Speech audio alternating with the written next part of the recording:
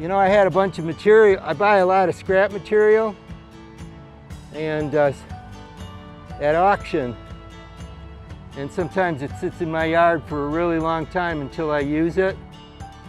And once I start, you know, after a while, sometimes it starts to speak to me. This is mostly new material, but it does have a significant amount of recycled material in it.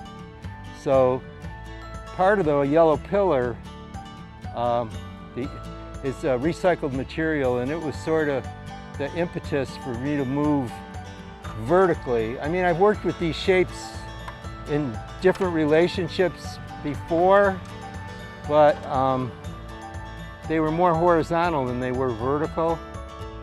And so this material that I had, that I cut up, was 8 feet by 4 feet, and I cut it in half. And you know, from a visual point of view, it sort of inspired me to build these pieces out.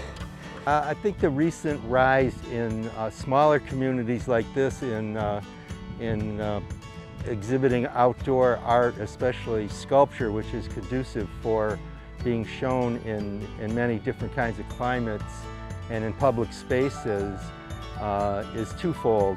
You know, part of it, I think, is economic development in the sense that it draws people into the community. It shows new development in the community off, like, you know, parks and recreation spaces, cultural spaces. And then I think the other part is the cultural part of it is exposing people to various kinds of cultural influences and making the community a more beautiful place to be. I mean, sometimes that's controversial because beauty is in the eye of the beholder, but you know, when you show 5 pieces, you know, usually someone will find at least one piece that they like.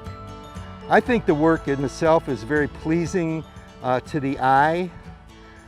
It's very active in terms of the rhythmic movement of the parts and how they interact spatially. They look different in different places. You couldn't put this piece in a real small place because in some ways it takes up a lot of room, especially at the top. You know, so outdoor is good. I mean, I make these pieces for outdoor places. I make them this big because in order for you, I mean, I could make them small too, and you'd perceive them on a different scale. Like I could put them on a small pedestal here where you could walk up to them and engage with them on a more direct physical level. But on the other hand, this piece is not only meant to be seen in the park, it's also meant to be seen from the street.